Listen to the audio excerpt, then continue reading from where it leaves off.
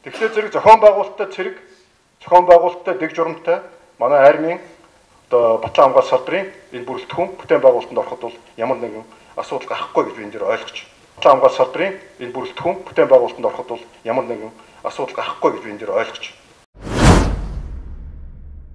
1985 онд би түрүү хэлсэн Монгол улсын зэвсгэгчин хамгийн оргил үедээ 100 мянга гаруй хүнтэй байсан. Хилийн цэгийг оролцуулахгүйгээр 100 мянга гаруй. За энэний бол 80% нь бол хугацааны цэргийн албан агчд байсан. Бид нар туршлага байна. Тэр үед Монгол улсын хүн ам 1.7 сая л байсан. А өнөөдөр Монгол улсын хүн ам 3.2 сая болсон. Жилд 110 мянга хүртэл охид хөвгүүд 18 наснд хүрчээ.